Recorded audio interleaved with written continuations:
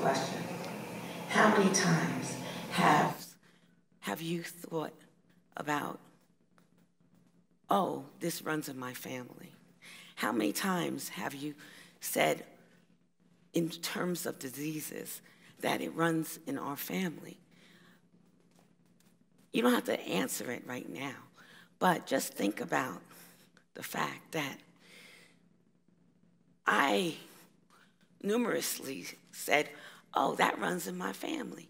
But when I started looking at my family and myself, and in terms of diseases, it wasn't really all about running in my family. So my story started in the 50s, okay? Yeah, you want to do the math? I'm going to be 60 in a minute, okay? Yeah. I think I look good, yeah. Thank you very much. You don't have to even clap. But I didn't look like this all the time. I had gone through so much, and it started at 2 years old when my parents were told that I was going to be 200 pounds by the age of 12. Well, guess what? I was. But prior to that, during that time, I actually had eczema. I had gastritis. I had had to have a tonsillectomy. And by the age of 12, I was 200 pounds. So what do? Well, I got back. My mother put me on diets. And also, I was on, well, I had a lot of challenges before that. You're talking, I had buck teeth. I was, you name it, I had it, because it was just part of my body. But all of a sudden, my mother, who was not always a nice person, I had an aunt that was over 500 pounds when she died.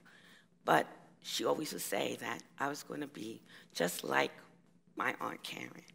And that's kind of mean, but it is what it was. So by the time I turned 12 and I was 200 pounds, I started my diet history. And so I started with the little pill. There was some kind of little caramel thing, and it was called AIDS. And, well, it really didn't do anything. It's supposed to suppress your food intake and what have you, but it didn't. And then I went to Weight Watchers. And then I went to the diet doctor. So by the time I actually graduated from high school, I was looking pretty good. Now, all the guys were trying to check me out at that point. Prior to that, I wasn't really being checked out that much because I was a big girl, okay? But when I graduated from high school, I had pictures with all the guys, right? So all of a sudden, I went to college, and I'm partying, and I'm having a good time, and almost failed out. It took me 5.5 years to get out of college. By this time, I knew I had to kind of close it out with the partying. So I kept my weight down, but I wasn't going to graduate from college. So I said I had to put my priorities into perspective. So what I did was I ended up stopped the partying, and then all of a sudden the weight started coming back on. So I'm like, oh gosh, here we go, back and forth again, trying to lose this weight. So ultimately, I did meet my husband, and by this time, I was starting to rise up again. And prior to that, I had some other diseases. I actually, with the weight coming on, I ended up being on 3 blood pressure medicines. I had sleep apnea. I had acid reflux. I had an ectopic pregnancy because I had inflammation all throughout my body. It was crazy. You're talking, it just never stopped. So what happened was I finally said, okay, I'm going to try to stop the madness. And I'm going to end up going over and get me an operation. Because by that time, you were seeing people having the gastric bypass, and people were having the lap band. So I decided I didn't want to really do the gastric bypass at that point. So I decided I was going to do the lap band because it's less invasive. Well, I didn't really lose that much weight after the fact. I lost some, but I didn't lose a lot. I ended up losing before, just in the preparation. But I didn't even actually go for that. When I went for that initial consultation, I cried. I actually cried at the doctor's office when they asked me how much I weighed. I hadn't been on a scale. I was so mortified. I didn't want to know how much and how much I weighed. So what happened was I didn't even decide to go with Lap-Band at that point. So what I did was I decided to go with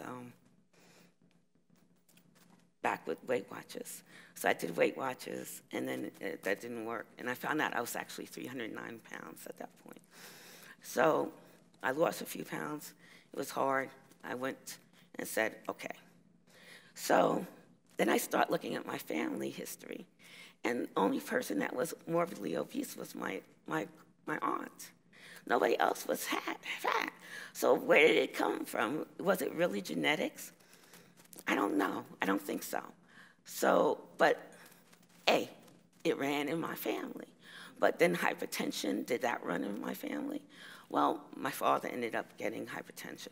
Cancer, did that run in my family? Well, yeah, but only my grandmother and my grandfather had cancer. And I had a great-grandmother that was 110 years old and had two great-grandmothers that were 80s when they died. And I have a grandmother that just passed away at 101. So was it really running in my family? I don't know. I just kind of said, my genetics, I know that it made me, well, I had actually slides, but, well, my genetics had said that I inherited my eye color. I inherited my hair color. I inherited how tall I was. But I didn't inherit any diseases that were on my DNA, on my cells. But what happened was, there are diseases and disorders out there. Sickle cell, hemophilia, cystic fibrosis. But my family didn't have all that stuff. So what was causing my diseases? So I didn't know. I was struggling. I was stuck in the, well, I couldn't, my metabolism's slow. I'm not eating right. I don't know why I'm fat. Why can't I lose weight? So ultimately, I realized that it was actually some outside environmental stressor that was causing my issues. And ultimately, I realized that there's now epigenetics that is actually causing our diseases, AGEs, all kinds of diseases. And what happens is these external stressors are actually causing you to have your cells change, or your organs, they come into your body and they actually make you start having these crazy things going on. Now, I liked to party back in the day, and I loved to just do me, and share. I talked all the time, met people, but I kind of wasn't doing all that because I wasn't happy with myself. So in order to really be happy and get the weight off, and actually recently, I became a coach. And because I was helping people, and I'm talking to people, I'm sharing on the TV and internet. Yes, I decided I was going to become an internet TV host because I got involved with all kinds of natural products. And I did start losing weight because of natural products. And I started meeting people that actually had a whole lot of knowledge about holistic living.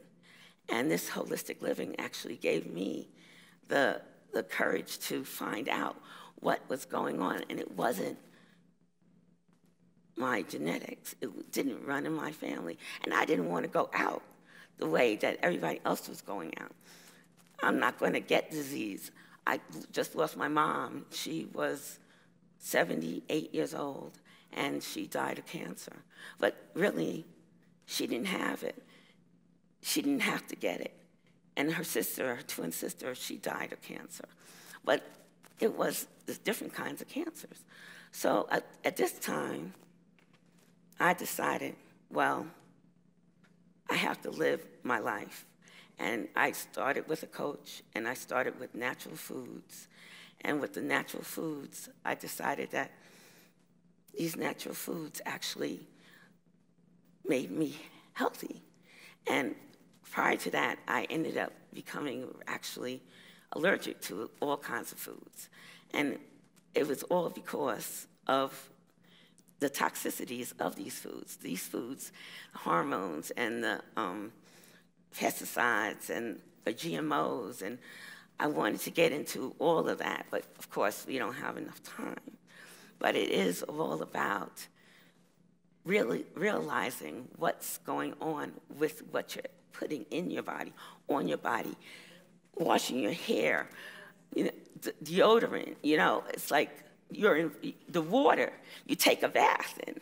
Oh my gosh, you know, the chlorine, you name it. There's so many things that are going on. And we have to educate ourselves. And we can't just say, oh, well, it just runs in our family, and then just lie down and take it. We don't have to take it. We have to say no. We have to start going and finding out what we can do. And moderation doesn't work. If you put a little poison in your body, moderation doesn't work. Guess what? If you pray, God is going to help you, but guess what? He didn't make all those crazy processed foods and all that kind of stuff. So realize this, that you can't pray it away. You have to take action. You have to be real and understand that you got to go back to the reality of the situation. Okay, so please, myself included, this whole thing was amazing. I stepped out in faith, but go out there and have yourself be happy, first of all. And you have to take that passion, and you have to take your purpose and share it with people. Talk about it, understand it, process it, and make it into you so you can have that healthier, best integrity of life. So, thank you.